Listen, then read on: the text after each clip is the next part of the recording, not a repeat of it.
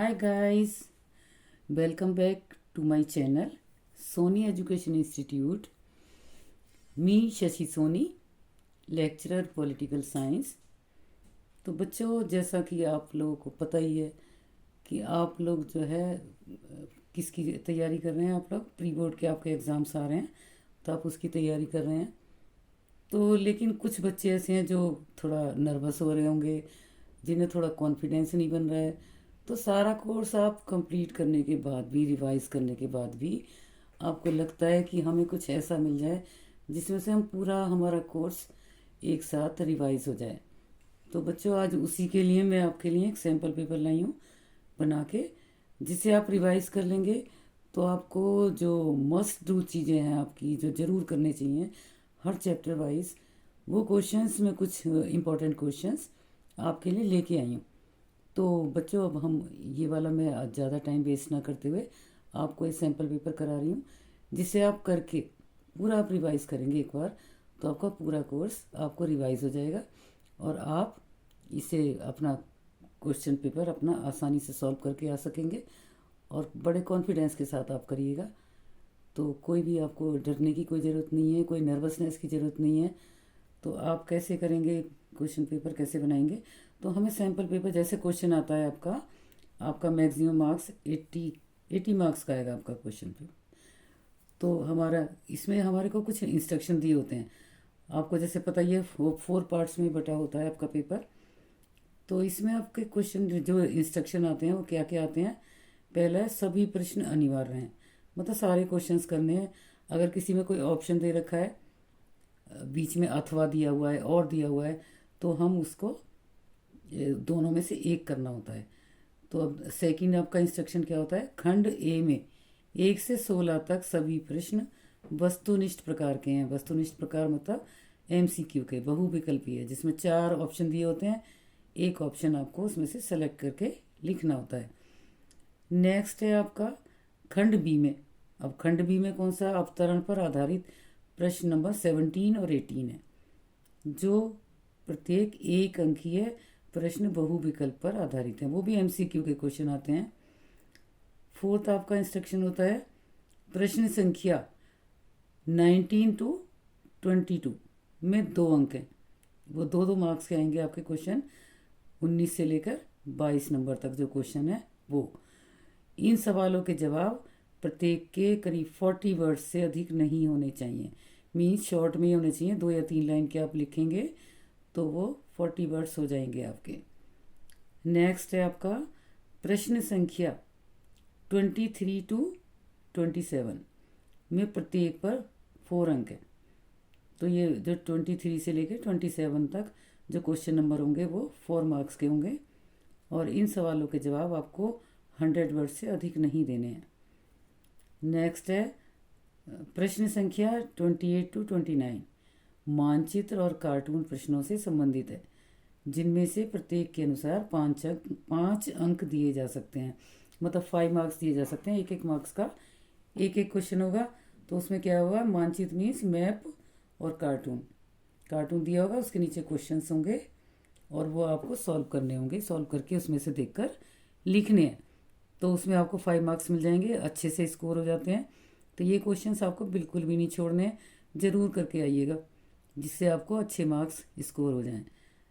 Next आपका instruction है, last है ये, प्रश्न संख्या 30 टू 32 30 से 32 तक प्रत्येक पर 6 अंक हैं। मतलब 6 मार्क्स के आएंगे 30 से लेकर 32 तक। इन प्रश्नों का उत्तर प्रत्येक का 150 वर्ड से अधिक नहीं होना चाहिए। टू द पॉइंट देंगे आप इनके आंसर, और डिटेल में नहीं, 150 वर्ड्स में ही देना है आपको। तो मीन्स जो भी क्वेश्चन पूछे जाते हैं 6 अंक के, उनमें पहले आप पॉइंट्स देंगे, पॉइंट्स लिखिएगा, पॉइंट्स वाइज आंसर दीजिए, फिर उनका डिटेल करिए। तो अगर आप उसमें, आपको ये भी फ़ायदा होता है कि अगर आपका कोई क्वेश्चन बड़ा हो गया या आपको याद नहीं है, टाइम नहीं है आपके पास, थोड़ा टाइम कम है, तो आप अगर वो उसके पॉइंट्स भी लिखाएंगे, मेन मेन उनका डिटेल भी नहीं करेंगे, तो भी आपको हाफ मार्क्स उसमें से मिल जाएंगे। तो बच्चों, ये तो इंस्ट्रक्शंस हो गए। अब हम पेपर पर चलते हैं। क्वेश्चन पेपर आपका कैसे आता है। पहले आपका आएगा खंड ए, मीन्स सेक्शन ए में जो बटा होता है, उसमें आपके कौन से क्वेश्चन होते हैं, हमें क्या इंस्ट्रक्शन मिला था, पहला क्वेश्चन में 1 से लेकर 16 नंबर तक क्वेश्चन जो हैं वो खंड ए में आते हैं। तो उसमें कौन से क्वेश्चन है, पहला क्वेश्चन क्या है इसमें हमने जो बनाया सैम्पल पेपर में, पहला है निम्नलिखित में से किसे गुट निरपेक्ष आंदोलन का संस्थापक नहीं माना जाता। तो इसमें इसके 4 ऑप्शन दिए हैं, जोसेफ ब्रोज टिटो, खा है गमाल अब्दुल नासिर, और गा है जवाहरलाल नेहरू, और घा है नेल्सन मंडेला। तो बच्चों आप इसमें से चारों में से आपने जैसे पढ़ रखा है, आपको पता है कौन सा क्वेश्चन होगा इसका, गुट निरपेक्ष आंदोलन के संस्थापक नहीं माना जाता। संस्थापक में हमारे ये तीनों थे, Joseph Broz Tito, Jawaharlal Nehru, Gamal Abdul Nasser और नेल्सन मंडेला। तो ये हमारे देश के थे ही नहीं, दक्षिण अफ्रीका के थे, तो ये इनके संस्थापक नहीं हैं। तो हमने इसमें क्या लगा दिया, घा पे घा लिखा और इसका आंसर हमने नेल्सन मंडेला लिख दिया। अब नेक्स्ट क्वेश्चन है, सेकंड क्वेश्चन, पूर्वी गठबंधन को और किस नाम से जाना जाता है। पूर्वी गठबंधन को किस किस नाम से, पूर्वी गठबंधन कौन सा था, सोवियत संघ वाला जो हमारा, तो कौन से थे उसमें, उसे किस नाम से जाना जाता है और किस नाम से, एक तो पूर्वी गठबंधन ही कहा जाता है। पश्चिमी गठबंधन कौन सा था बच्चों, अमेरिका और उसके सहयोगी देश। तो पूर्वी गठबंधन सोवियत संघ, रूस और उसके सहयोगी देश। तो वार्सा संधि, नाटो, सीटो और सेंटो। तो आपने ये पढ़ाई होगा, ये गठबंधन बने थे, इनकी संधियाँ थीं। तो वार्सा संधि ही केवल पूर्वी गठबंधन की थी, और नाटो, सीटो, सेंटो ये अमेरिका की थी। तो हमने क्या सेलेक्ट किया, वार्सा संधि। तो का लिखेंगे, आंसर में हम लिखेंगे का, वार्सा संधि। नेक्स्ट क्वेश्चन है, सोवियत प्रणाली किस विचारधारा पर आधारित थी। सोवियत प्रणाली किस विचारधारा पर आधारित थी। तो हमारे इसके क्वेश्चन, इसके आंसर्स क्या होंगे, देखिए इसके ऑप्शंस दिए हैं, का है पूंजीवादी, गा है समाजवादी, खा है उदारवादी और घा मिश्रित। तो हमारी जो सोवियत प्रणाली किस पे आधारित थी बच्चों, समाजवाद पे, क्योंकि पूंजीवादी अमेरिका और जो पश्चिमी गठबंधन था उस पे आधारित थी, लेकिन सोवियत जो प्रणाली थी वो समाजवाद पे आधारित थी। तो समाजवादी प्रणाली पर आधारित थी, तो हम गा लिखेंगे इसके आंसर में, गा और समाजवादी लिखेंगे। नेक्स्ट क्वेश्चन है आपका क्वेश्चन नंबर 4, पेरेस्ट्रोइका और ग्लासनोस्त की नीति किसने शुरू की। अब ये पेरेस्ट्रोइका और ग्लासनोस्त की नीति किसने शुरू की, ये कहाँ की नीति थी, ये हमारी सोवियत रूस की थी। तो लेकिन इनमें से किसके थी, ये चारों जो नेताओं के नाम दिए, Boris Yeltsin, Mikhail Gorbachev, Nikita Khrushchev और व्लादिमीर पुतिन, ये चारों रूस के ही नेता हैं, नेता नाम है। तो आप लोग जब तक आपको सही जानकारी नहीं होगी तब तक नहीं बता पाएंगे। तो ये किसकी नीतियाँ थी, दोनों किसने शुरू की थी, मिखाइल गोर्बाचोव ने, क्योंकि उसी ने ही सारी वहाँ पर सुधार प्रणाली शुरू की थी, आर्थिक सुधार वहाँ पर मिखाइल गोर्बाचोव ने ही शुरू किए थे। तो बच्चों मैं जो आपके बीच बीच में बताती जा रही हूँ डिटेल, तो वो इसलिए कि आपको और कुछ भी उसके साथ क्वेश्चन, अगर इससे रिलेटेड कोई क्वेश्चन आ जाता है तो वो भी आप सॉल्व कर सकें, उसे भी सेलेक्ट करके सही लिखेंगे। तो नेक्स्ट क्वेश्चन है आपका क्वेश्चन नंबर 5, यूरोपीय संघ के गठन से संबंधित संधि।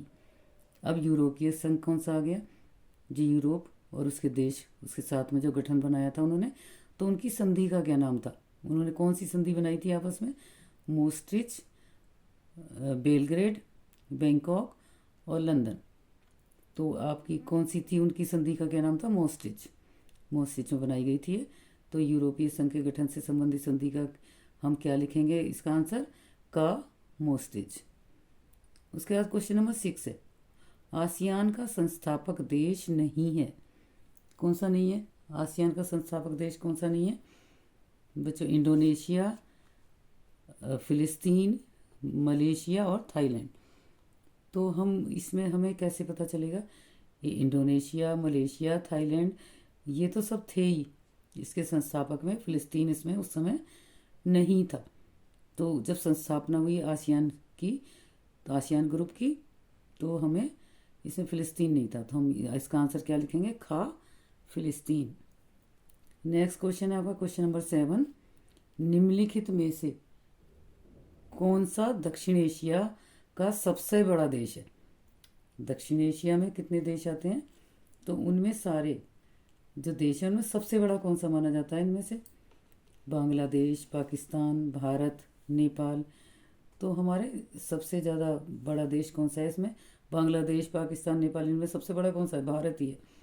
तो खा हम भारत लिख देंगे, खा भारत, इसका आंसर आएगा खा भारत। नेक्स्ट है आपका क्वेश्चन है, क्वेश्चन नंबर है आपका 8। क्वेश्चन नंबर 8 में आपका आएगा कौन सा देश 1965 में गणतंत्र बना और अध्यक्षात्मक प्रणाली को उसने अपनाया? तो 1965 में गणतंत्र बना, कौन सा था? मालदीव, श्रीलंका, भारत और नेपाल। तो इसमें अध्यक्षात्मक हम पहले देखेंगे 1965 में गणतंत्र कौन सा बना था। जब जाके गणतंत्र कौन सा बना? ये श्रीलंका बना था। इसे मालदीव, श्रीलंका, भारत और नेपाल, इनमें पहले से ही था लोकतंत्र और गणतंत्र इनमें था। ये इसमें तो वो सल्तनत था मालदीव में। नेपाल हमारा संघात्मक वैसा देश रहा, राजतंत्र। और भारत में लोकतंत्र हमेशा ही रहा आज़ादी के बाद से। श्रीलंका में ही 1965 में बना और इसी में अध्यक्षात्मक प्रणाली को अपनाया गया। तो हम इसका आंसर लिखेंगे खा श्रीलंका। नेक्स्ट क्वेश्चन है यूनेस्को का विस्तृत रूप क्या है? यूनेस्को आप जानते हैं हमारी जो किसने यूएनओ जो है हमारा संयुक्त राष्ट्र संघ, उसने कई सारी ये संस्थाएं बनाई हुई हैं। तो उनमें यूनेस्को एक है, उसका नाम क्या है? अब इन्होंने ऑप्शन दिए हैं, संयुक्त राष्ट्र शैक्षणिक, वैज्ञानिक एवं सांस्कृतिक संगठन। खा दिया है संयुक्त राष्ट्र बाल कोष। गा है संयुक्त राष्ट्र सामाजिक विकास संस्थान। और घा है संयुक्त राष्ट्र शरणार्थी उच्चायोग। तो हमारे इसमें क्या है बेटे, इसका क्या बनेगा? इनसे तो हमारा नहीं बन रहा, हम इन्हें इंग्लिश में भी देखेंगे तो United Nations Educational and Cultural Organization. तो हमारा कौन सा आएगा इसमें?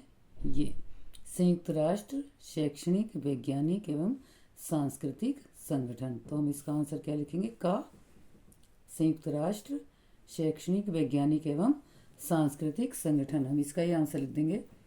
अब क्वेश्चन नंबर 10, अंतर्राष्ट्रीय न्यायालय का मुख्यालय कहाँ है? इसका हेड ऑफिस कहाँ है? अंतर्राष्ट्रीय न्यायालय का, इंटरनेशनल कोर्ट का। तो इसके ऑप्शन दिए का ढाका, गा लंदन, और थर्ड हमारा दिया है इसमें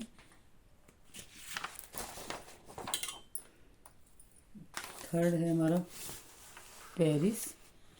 देखिए दिख रहा है आपको, देख सकते हैं आप लोग, पेरिस। और घा है हेग। तो हमारा इनमें से कौन सा है इसमें? लंदन, ढाका कुछ भी नहीं है, पेरिस भी नहीं है। तो हमें अच्छे से पता है कि अंतर्राष्ट्रीय न्यायालय का मुख्यालय कहाँ स्थित है? हेग में। तो हम इसका आंसर लिख देंगे घा हेग।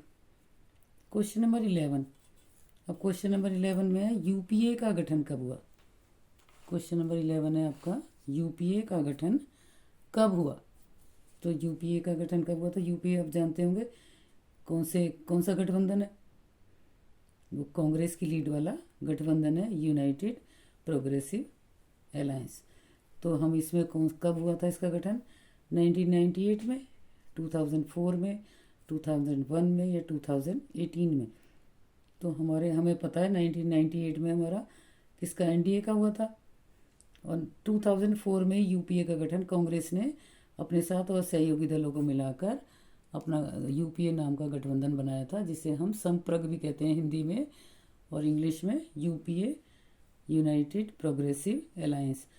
तो इसका गठन 2004 में ही किया। 2004 में ही उन्होंने चुनाव जीता और उसमें उन्होंने तब से उन्होंने 2004 से लेके और 2009 में भी उन्होंने दोबारा चुनाव जीता। 2014 तक उन्होंने राज्य किया, उनका शासन रहा यूपीए गठबंधन का।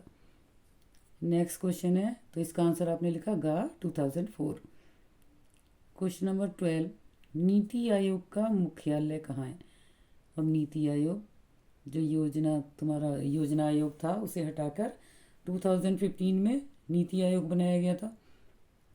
तो उसमें हमारा उसका मुख्यालय कहाँ है, हेड ऑफिस कहाँ है उसका, मुंबई, चेन्नई, दिल्ली या लखनऊ। तो इसका आंसर है दिल्ली। हमारे दिल्ली में ये नीति आयोग का, नई दिल्ली में नीति आयोग का मुख्यालय है। तो हम यहाँ पर इसका आंसर लिखेंगे खा, दिल्ली। क्वेश्चन नंबर 13 है, राष्ट्रीय विकास परिषद की स्थापना कब हुई। तो राष्ट्रीय विकास परिषद की स्थापना कब हुई थी। राष्ट्रीय विकास, ये इसके साथ नीति आयोग के साथ राष्ट्रीय विकास परिषद की स्थापना की गई थी इससे पहले ही। तो ये कब हुई थी, जब योजना आयोग बनाया गया था तभी हुई थी इसकी स्थापना। तो कहाँ है, 6 अगस्त 1952, 15 अगस्त 1955, 8 अगस्त 1956 और 5 सितंबर 1957। तो बच्चों हमें अपने जैसे पढ़ा चैप्टर उसके 22 हमें योजना आयोग वाला आपने पढ़ा था। तो उसमें क्या था हमारा, 6 अगस्त 1952 को राष्ट्रीय विकास परिषद की स्थापना हुई थी। तो हम इसका आंसर लिखेंगे का 6 अगस्त 1952। इसके बाद क्वेश्चन नंबर 14, चौबुर्जा राजनीति पर किसने जोर दिया। अब चौबुर्जा राजनीति कौन सी थी, जिसमें चार नेताओं का गठबंधन था, जयप्रकाश नारायण, राम मनोहर लोहिया, पंडित दीनदयाल उपाध्याय और उपरोक्त में से कोई भी नहीं। तो हमारा इसमें कौन सा आंसर है, कौन थे इसके संस्थापक, इस पे जोर दिया था राम मनोहर लोहिया ने। तो हम इसका आंसर लिखेंगे गा, राम मनोहर लोहिया। अब इसके बाद है हमारे प्रथम 3 आम चुनावों में किस राजनीतिक दल का प्रभुत्व बना रहा। तो प्रथम 3 जो आम चुनाव हुए थे कब हुए थे, हमारे आज़ादी के बाद। तो 1948 से हुए थे जाकर। तो इनमें 3 किस राजनीतिक दल का प्रभुत्व बना रहा, कम्युनिस्ट पार्टी, कांग्रेस, समाजवादी और भारतीय जनता पार्टी। तो हमें कम्युनिस्ट पार्टी का पता है, ये कुछ नहीं थी उस समय, इसका इतना जोर नहीं था। गा है समाजवादी पार्टी, इसके भी बहुत कम लोग थे। और गा है कांग्रेस और घा है भारतीय जनता पार्टी। तो उस समय हमें पता है जब प्रथम चुनाव हुए थे तो कांग्रेस का ही प्रभुत्व रहा। वो ही एक पार्टी थी जो सबसे ज़्यादा बहुमत से रहती थी और उसमें बहुत सारे दल उसी में ही संगठित थे। और ये तो कांग्रेस दल का तो ये ही बार बार चुनाव जीतती रही और इसका ही प्रभुत्व 3 आम चुनावों में कांग्रेस दल का ही प्रभुत्व बना रहा था। और भारतीय जनता पार्टी बहुत बाद में बनी, जो प्रभुत्व में आई है बाद में आई है। तो हमने इसका आंसर लिखेंगे गा, कांग्रेस। और नेक्स्ट क्वेश्चन है आपका 16, ये 1 मार्क्स क्वेश्चन है। इनमें लास्ट क्वेश्चन है, प्रधानमंत्री उज्ज्वला योजना कब शुरू हुई। अब प्रधानमंत्री उज्ज्वला योजना कब शुरू हुई थी, ये योजनाएं कब की गई, जब भारतीय जनता पार्टी अपने बहुमत से शासन में आ गई। तो कब हुआ था, इन्होंने 2014 में चुनाव हुए थे, उसमें जीती थी वो एनडीए, राजग के नाम से हम कहते हैं। और अब ये इसने कब योजनाएं चलाई हैं अपनी, क्योंकि 2014 में तो था ही। तो उन्होंने 2010, 2014, 2016 और 2018। तो हमें पता है उसके बारे में, उनका शासन चला जब 2016 फर्स्ट में 2016 में प्रधानमंत्री उज्ज्वला योजना शुरू हुई थी। तो ये हमने ये वाला आंसर हम सेलेक्ट करेंगे गा। तो बच्चों हमारे 16 क्वेश्चंस हो गए। अब हमारा आता है नेक्स्ट क्वेश्चन। अब नेक्स्ट सेक्शन आता है हमारा खंड बी। अब खंड बी में आपका क्या क्वेश्चन आता है, ये 16 क्वेश्चन तो हो गए आपके 1-1 नंबर के, 1 मार्क्स के हो गए। नेक्स्ट है, अब ये है इसमें निम्नलिखित 17 क्वेश्चन है। अब ये किसके आते हैं, पैसेज आता है इसमें, गद्यांश। इसमें हमें पहले गद्यांश पढ़ना है और फिर उसमें जो आंसर दिए हैं उनके भी आंसर हमें एमसीक्यू के अकॉर्डिंग ही देने हैं। 4 ऑप्शन होंगे और उनमें से हमें देखकर देने हैं। तो कुछ क्वेश्चंस तो बच्चों इसे करने में आपके होते ही हैं, इसमें कुछ मिल जाते हैं, लेकिन कुछ क्वेश्चन आपको इस पैसेज में नहीं मिल पाते हैं। वो आपको चैप्टर वाइज आपकी नॉलेज के आधार पर आपको वो आंसर लिखने होते हैं। तो बेटे इसमें क्या है आपका, अब हम इस गद्यांश को ध्यान से पढ़ें, निम्नलिखित प्रश्नों के उत्तर दें। तो हमारा जो ये गद्यांश कैसे हम पढ़ते हैं इसे, आप अगर आपको एक बार समझ में ना आए तो आप 2 बार भी पढ़ सकते हैं। मैं इसे अभी एक बार पढ़ूंगी, अदरवाइज़ वीडियो बहुत लंबा हो जाएगा। और आप लोग इसे अंत तक देखें और बीच में इसे सब्सक्राइब भी कर दें, जिससे आपको आगे की नोटिफिकेशन मिलती रहे और आप पूरा देखेंगे, तो आपको अच्छे से नॉलेज इसकी हो जाएगी। तो इसे लाइक, अगर अच्छा लगे तो लाइक भी करें और सब्सक्राइब भी। तो पूरा पढ़ें इसे। देखिए इसमें लिखा है, ब्रिक्स उभरती राष्ट्रीय अर्थव्यवस्थाओं का एक संघ है। ब्रिक्स, ब्रिक्स क्या है? एक हमारा 4 देशों का समूह है। उभरती राष्ट्रीय अर्थव्यवस्थाओं का एक संघ है। इसकी स्थापना वर्ष 2009 में हुई थी। पहले इसका नाम ब्रिक था और 2010 में दक्षिण अफ्रीका इसमें शामिल कर लिया गया, जिससे यह ब्रिक्स हो गया। अब ब्रिक्स से ब्रिक्स बन गया, मतलब 5 देश हो गए इसमें 4 के बाद। कब हुए ये? 2010 में। ब्रिक्स का उद्देश्य अधिक स्थायी, न्याय संगत और पारस्परिक रूप से लाभकारी विकास के लिए समूह देशों के बीच, हमें ऐसे देखेंगे हम इसे, समूह देशों के बीच सहयोग को बढ़ाना है। वर्ष 2014 में ब्राज़ील के फोर्टालेजा में छठे ब्रिक्स शिखर सम्मेलन के दौरान ब्रिक्स नेताओं ने न्यू डेवलपमेंट बैंक की स्थापना के समझौते पर हस्ताक्षर किए। एनडीबी का मुख्यालय शंघाई, चीन में है।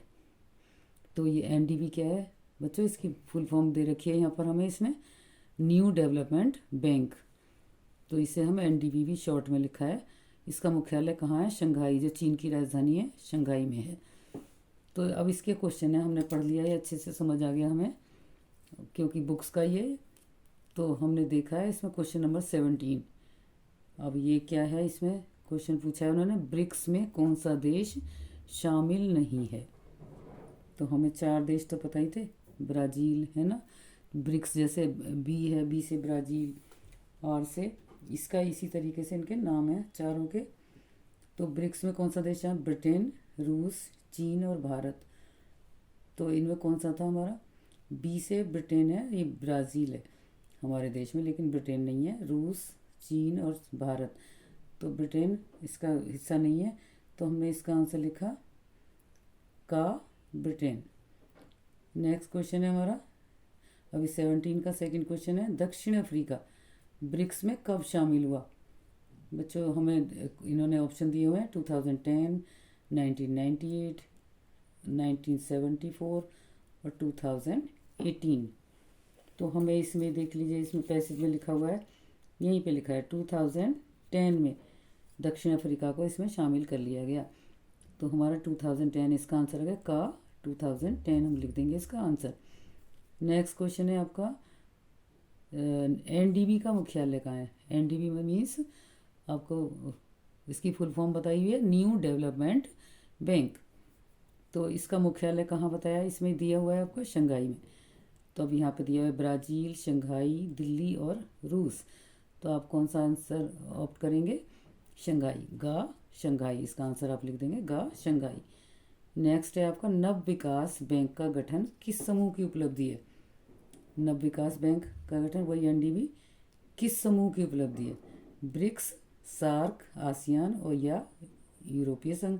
तो हमें पता है ब्रिक्स के बारे में बात हो रही है, तो ये कौन से समूह की उपलब्धि हुई? ब्रिक्स की ही हुई। तो हमने इसका आंसर ऑप्ट कर लिया का, ब्रिक्स लिख दिया का एंड ब्रिक्स लिख दिया। अब नेक्स्ट एक और पैसेज इसमें आता है, गद्यांश। तो जिस गद्यांश को हमें फिर से पढ़ना है और इसके भी आंसर इसी तरीके से देने हैं। तो ये क्वेश्चन है हमारा, भारत के प्रथम उप प्रधानमंत्री तथा गृह मंत्री सरदार वल्लभ भाई पटेल 1918 के खेड़ा सत्याग्रह तथा 1928 के बारदोली सत्याग्रह के पश्चात, मतलब कब हुआ ये? 1928 में बारदोली सत्याग्रह और 1918 में खेड़ा सत्याग्रह हुआ। इसके पश्चात स्वतंत्रता आंदोलन के प्रमुख नेता के रूप में उभरे। मतलब इसमें सबसे ज़्यादा स्वतंत्रता आंदोलन के प्रमुख नेता बन गए वो। इसके बाद स्वतंत्रता के समय रजवाड़ों के एकीकरण की समस्या, राष्ट्रीय एकता व भारत की अखंडता के लिए एक बड़ी चुनौती थी। ऐसे कठिन समय में सरदार पटेल ने सभी 565, हमारी कितनी देसी रियासत थी, 565 देसी रियासतों के एकीकरण के साहसिक कार्य का उत्तरदायित्व लिया। उन्होंने अकेले ही ले लिया इन सबका विलय कराने के लिए भारतीय संघ में। सभी देशी रियासतों के स्वतंत्र भारत में विलय को लेकर भारत में लौह पुरुष के नाम से विख्यात सरदार पटेल का दृष्टिकोण स्पष्ट था। उन्होंने सारी देसी रियासत जो 565 थी उनमें उनका स्वतंत्र भारत में विलय कराया और इसलिए वो लौह पुरुष के नाम से फेमस हो गए थे। और उनका दृष्टिकोण क्या स्पष्ट था कि वह भारत की क्षेत्रीय अखंडता को लेकर समझौता नहीं चाहते थे। वो नहीं चाहते थे कि क्षेत्रीय अखंडता उनकी भंग हो, सभी राज्य अलग अलग बन जाएं देश। वो चाहते थे पूरा भारत एक ही राष्ट्र पूरी तरह से बने, अखंड भारत बने।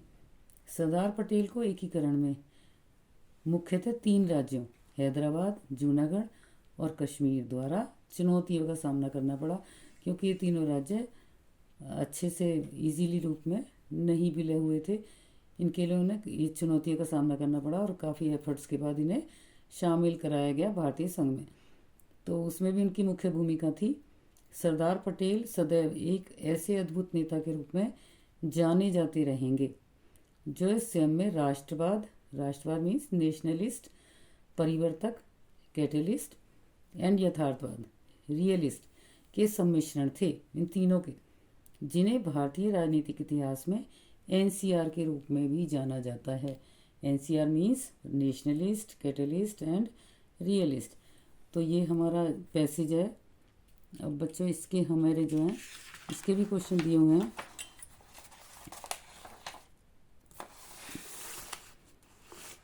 नेक्स्ट क्वेश्चन हैं इनके। अब ये 18 क्वेश्चन आ गया हमारा। इसमें है फर्स्ट क्वेश्चन, इसमें क्या दिया है, भारत के उप प्रधानमंत्री तथा गृह मंत्री कौन थे। और हमने चैप्टर में पढ़ा हुआ है जवाहरलाल नेहरू, सरदार पटेल, मोहम्मद अली जिन्ना या उपर्युक्त में से कोई नहीं। तो हमने अभी पढ़ा, इस पैसेज में ही पढ़ा है, सरदार पटेल प्रथम प्रधानमंत्री और गृह मंत्री थे, फर्स्ट लाइन में लिखा हुआ है। नेक्स्ट क्वेश्चन है आपका, सरदार पटेल को भारत के किन राज्यों के विलय में कठिनाई आई। हैदराबाद, जूनागढ़, का और खा दोनों या उपर्युक्त में से कोई नहीं। तो हमने अभी पढ़ा था कौन से राज्यों के विलय में, कितने हमारे राज्य थे, कितने 565 हमारी देशी रियासतें थी, उनके विलय में कौन सी कठिनाई आई, हैदराबाद और जूनागढ़ में। तो हम इसका आंसर लिखेंगे का और खा दोनों। तो इसका मतलब आंसर हम लिखेंगे गा। इसका आंसर ऑप्ट करेंगे गा, और जिसके का और खा दोनों, ये हम इसका आंसर लिखेंगे। नेक्स्ट क्वेश्चन है आपका, बारदोली आंदोलन कब हुआ। तो आपने अभी पढ़ा इसमें 1928, 1918, 1942 और 1947।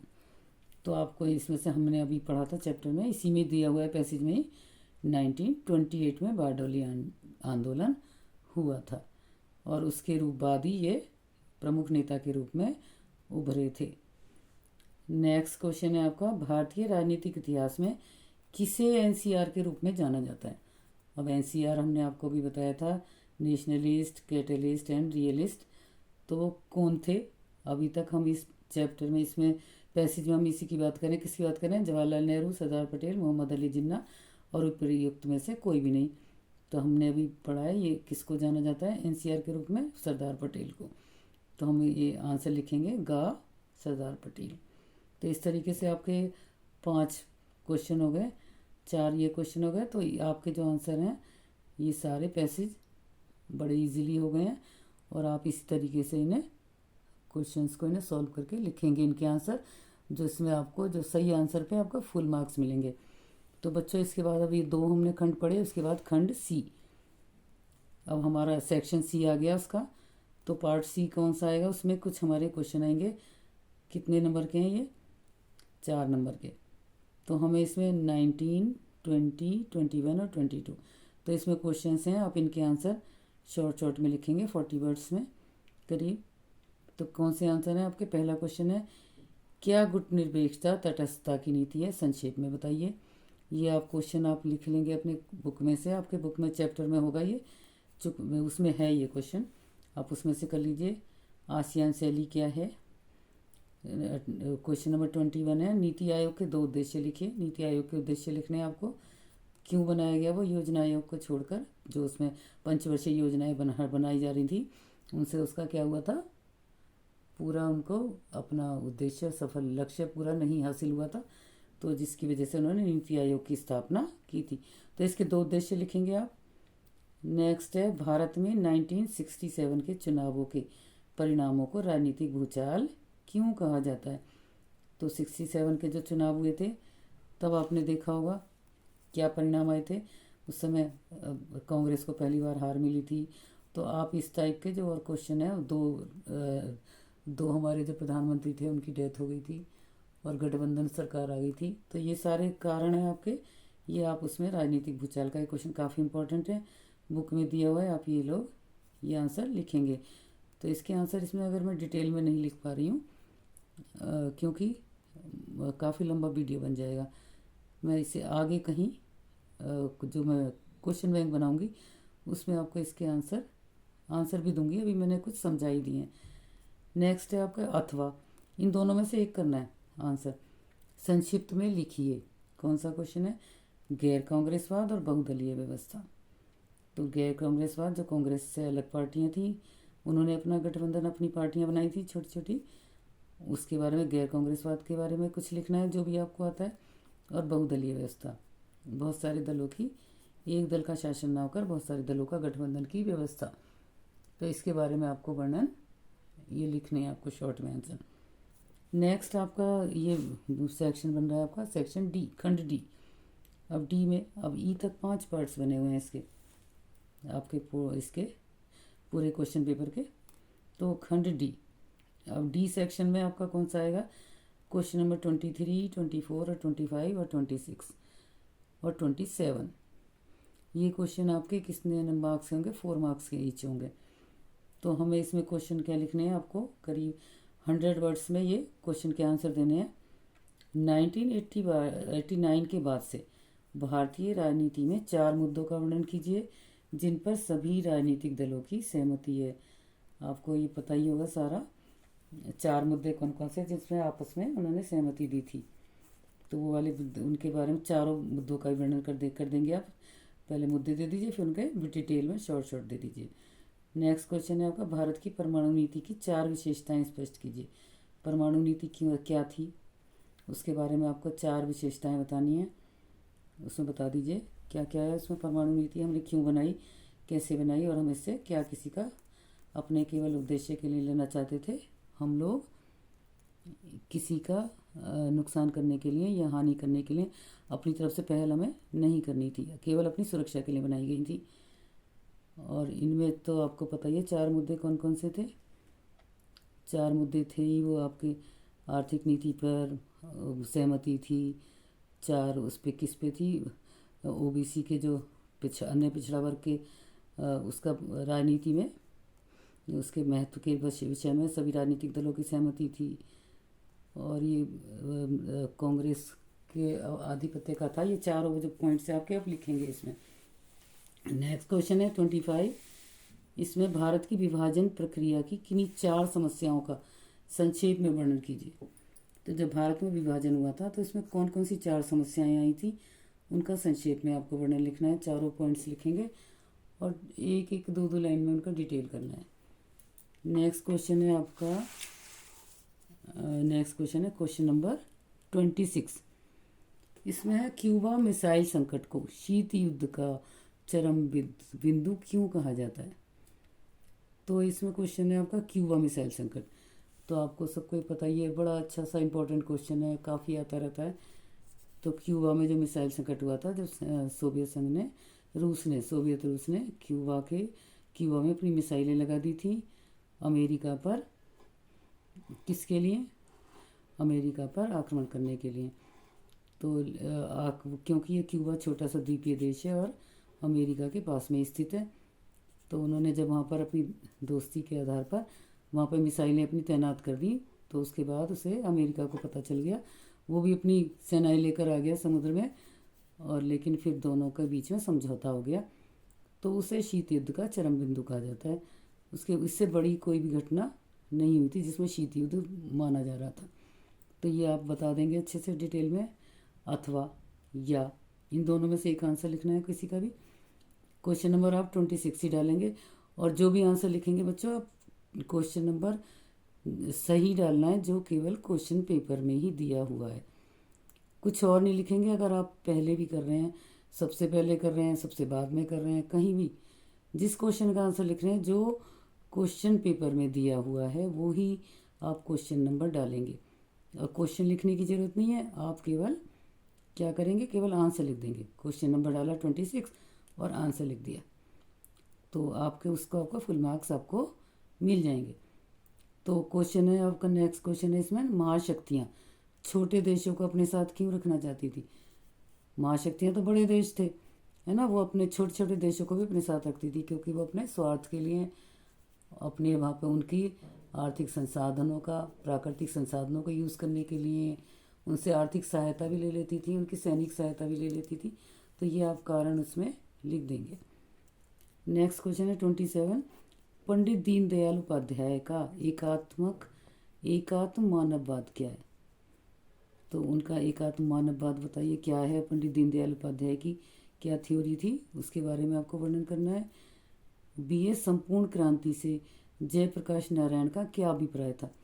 जयप्रकाश नारायण जो नेता थे हमारे, काफ़ी फेमस हैं, उन्होंने संपूर्ण क्रांति का आह्वान किया था। तो उनका संपूर्ण क्रांति से क्या मीन्स था, ये भी आपको डिटेल में करना है। अथवा, अब इन दोनों, ये ए और बी है, इन दोनों को करेंगे, या ये नीचे क्वेश्चन जो दिया है ये करेंगे।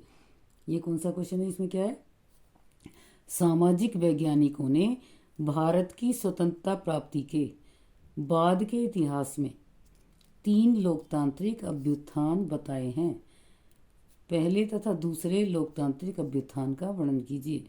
तो लोकतंत्र में जब सामाजिक वैज्ञानिकों ने क्या बताया, स्वतंत्रता प्राप्ति के इतिहास 3 लोकतांत्रिक अभ्युत्थान हुए थे, 3 उत्थान हुए थे। तो उस समय उन्होंने क्या क्या बताया, तो पहले और दूसरे लोकतांत्रिक अभ्युत्थान का वर्णन लिखना है, तीसरे का नहीं बताना, 3 का नहीं बताना, 2 का ही बताना है। तो आप ये दोनों का इनका वर्णन कर देंगे, या तो ये दोनों क्वेश्चन करिए अथवा ये करिए। तो इन दोनों में से ऑप्शन दिया हुआ है आपको, तो आपको ये चीज़ देख के ध्यान से समझ के करनी है। अब इसके बाद आप क्वेश्चन है हमारा खंड ई। अब खंड ई में आपका क्या आता है बेटे, कार्टून। अब देखिए कार्टून आपको कैसे करना है, आपको कोई चित्र दिया होगा, कोई कार्टून दिया होगा, उसे देखकर उसमें से नीचे क्वेश्चन दिए होंगे, आपको उसके आधार पे, कार्टून देख के उसके आधार पे उनके आंसर देने हैं, और इसमें भी फुल मार्क्स आते हैं। तो आप ये आराम से अच्छे से कर सकते हैं। अपने बुक में पढ़ाई होता है, पढ़े ही हैं सारे क्वेश्चन आपने, पूरे जब पूरे साल में आप पढ़ते ही रहते हैं। तो अब पहले आपने देखा ये चित्र दिया हुआ है, किस चीज़ का चित्र है, किसका साइन है ना, तो आप देख लोगे। हमने देखा, हमें ये क्या समझ में आ रहा है, संयुक्त राष्ट्र संघ का है ना। तो उसमें ये चिन्ह दिया था, उसका ये संबंधित चित्र था। तो ये कह रहा है, ये अब इसमें क्वेश्चन पूछे हैं उन्होंने, यह चिन्ह किस संस्था या संगठन से संबंधित है। तो उनका ये सिंबल था, तो ये किसका था हमें पता है, क्योंकि यूएनओ या संयुक्त राष्ट्र संघ का ये चिन्ह है, उन्होंने बनाया। ये बालियाँ बनाई हैं, ये आर्थिक समृद्धि का प्रतीक है ना, सबके देखें सारे राष्ट्र इसमें हैं। तो ये सारा किससे हम लिख देंगे इसका आंसर, यूएनओ या संयुक्त राष्ट्र संघ से संबंधित ये चित्र है, इसका चिन्ह है। नेक्स्ट क्वेश्चन है, इस संगठन की स्थापना कब और क्यों हुई। तो इस संगठन की स्थापना कब हुई और क्यों हुई, तो ये हमें जब कब हुई थी, 24 अक्टूबर को। और इसका कब हुआ था, ये 1945 में हुई। तो क्यों हुई थी इस संगठन की स्थापना, क्योंकि जब सेकंड विश्व युद्ध हुआ था तो उसमें क्या हुआ था, परमाणु बम गिरा दिया था अमेरिका ने, तो जिससे अंतर्राष्ट्रीय स्तर पर शांति स्थापित हो जाए और कोई भी एक ऐसा संगठन बन जाए जो सारे विश्व के सारे देशों में समझौता करा सके, या उसके लिए कोई उत्तरदायी हो कि वो कोई भी ऐसी बड़ी घटना होने से रोक सके। तो उस सब के लिए अंतर्राष्ट्रीय स्तर पर शांति सुरक्षा स्थापित करने के लिए उन्होंने ये क्या बनाया था, ये इसकी यूएनओ मतलब संयुक्त राष्ट्र संघ की स्थापना की गई थी, और इसकी डेट थी 24 अक्टूबर 1945। तो अब नेक्स्ट क्वेश्चन है हमारा, इसके सुरक्षा परिषद में स्थायी सदस्यता के लिए भारत की दावेदारी के पक्ष में 2 तर्क दीजिए। अब हमें इसका सुरक्षा परिषद जो है बच्चों, ये क्या है हमारा, ये इसके सुरक्षा परिषद में 5 स्थायी सदस्य हैं, हमें पता है, और 10 अस्थायी हैं। तो स्थायी सदस्य जो हैं उनको वीटो पावर भी मिलती है, उनको ज़्यादा अधिकार मिले हुए हैं, वो अपनी मर्जी से किसी भी उस पर किसी भी निर्णय पर वो वीटो पावर के रूप में उसे रोक सकते हैं, मना कर सकते हैं, तो वो निर्णय फिर नहीं लिया जाता है। तो उसमें भारत भी अपनी स्थायी सदस्यता के लिए दावेदारी कर रहा है।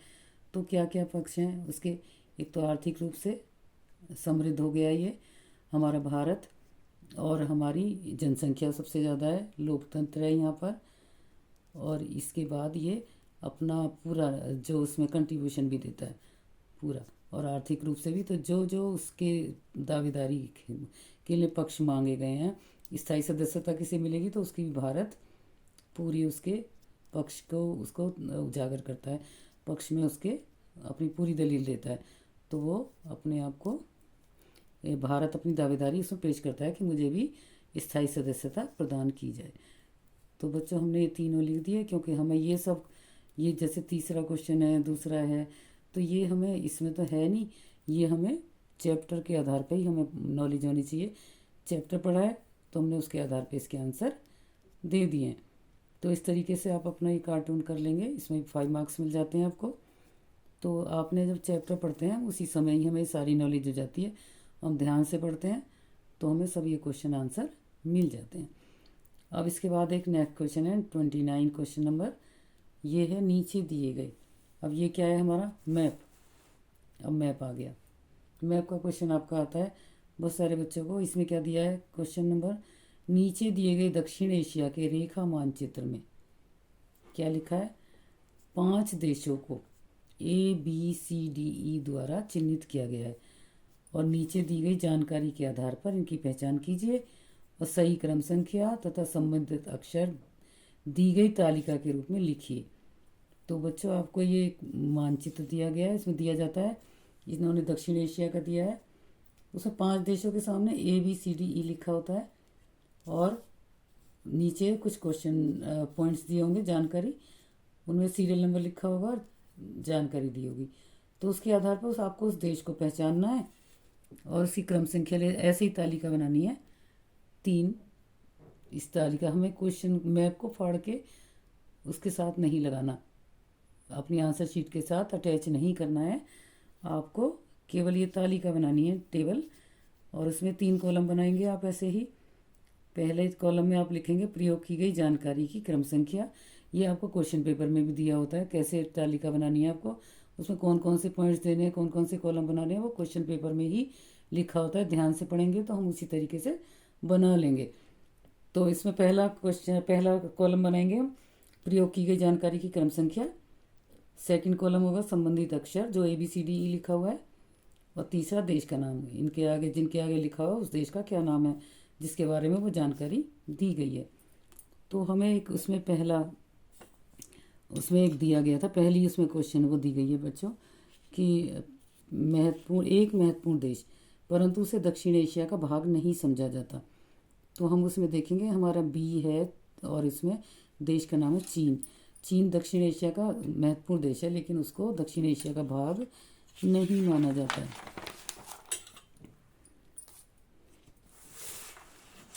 अब देखिए बच्चे, आपको मैप समझ में आएगा। ये मैप दिया हुआ है आपको, इस तरीके से दिया हुआ है। इसमें कॉलम दिए हुए हैं उन्होंने ABC और DC यहाँ दिया है, और E इधर दिया हुआ है। तो हमें इसमें थोड़ा, क्योंकि डिम सा है थोड़ा, आपको वहाँ क्लियर होगा, आप देख लेंगे उसमें मैप में। तो हमें ये देखने, अब जानकारी दी, पहला मैंने आपको बता दिया दक्षिण एशिया का एक देश जिसको एक बड़ा महत्वपूर्ण देश है, लेकिन दक्षिण एशिया का हिस्सा उसे नहीं माना जाता। तो हमें यहाँ पे लिखा हुआ ये कहाँ है हमारा, ये चीन है, ये दक्षिण एशिया का एरिया है ये सब।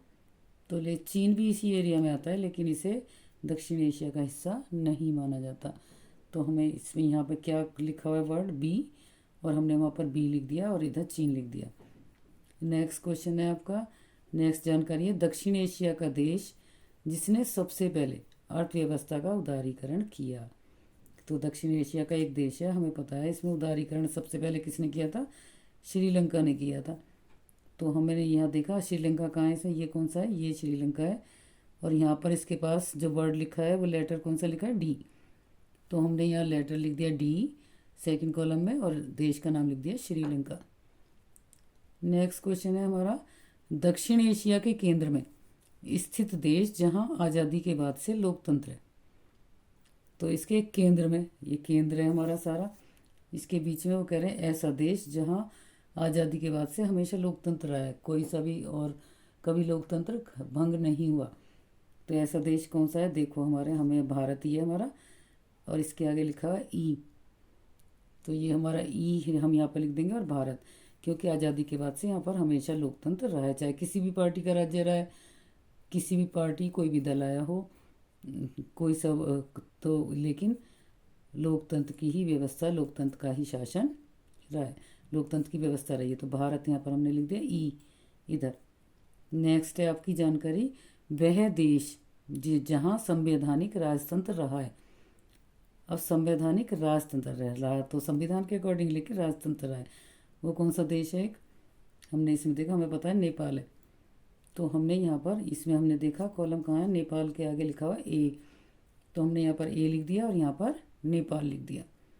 नेक्स्ट है हमारा एक द्वीपीय राष्ट्र, जो 1968 तक एक सल्तनत था, मतलब एक सल्तनत के रूप में राजशाही थी वहाँ पर। तो ऐसा देश कौन सा? द्वीपीय राष्ट्र, द्वीप है तो हमें पता है यहाँ पे। और कौन सा द्वीप दिया हुआ है? मालदीव भी दिया हुआ है। तो हम मालदीव देख लेंगे, यहाँ पे मालदीव है, हमें पता है, क्योंकि मैप की हमें पहले से नॉलेज होनी चाहिए। तो इसमें यहाँ पे लिखा हुआ है सी, और तो हमने यहाँ पे सी लिख दिया। इसका नाम क्या है देश का? हमें पता है मालदीव। तो हमने यहाँ पर मालदीव लिख दिया। इस तरीके से हमारा मैप का क्वेश्चन हमारा अटैम्प्ट हो गया, और आसानी से, बहुत इजी, बहुत कम टाइम में, नो टाइम हो जाता है हमारा, टाइम नहीं लगता है इसमें ज़्यादा, क्योंकि बस हमें नॉलेज होनी चाहिए। नॉलेज तो होगी तभी हम काम कर पाएंगे, अदरवाइज़ नहीं कर पाएंगे। तो हमने ये क्वेश्चन कर लिया, और आपको मैप आता है तो आपने पढ़ाई है पूरे साल, तो अच्छे से आप ये चीज़ें देख सकते हैं और आप इससे संबंधित जानकारी लिख सकते हैं। तो ये आपका मैप का क्वेश्चन हो गया, और आपको केवल ये टेबल बनाकर और इसी में ही आंसर शीट में ही बस ये टेबल बना के उसमें ही आंसर इसका दे देना है। क्वेश्चन नंबर डालेंगे हम, जैसे 29 था ये क्वेश्चन नंबर, तो हमने क्वेश्चन नंबर 29 और टेबल बनाई और ये आंसर लिख दी।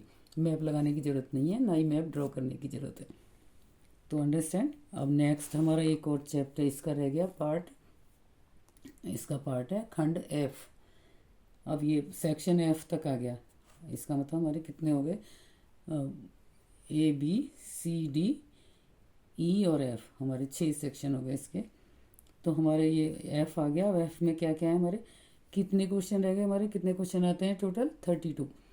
तो हमारे 3 क्वेश्चन रह गए, 29 तक यहाँ पर हो गए।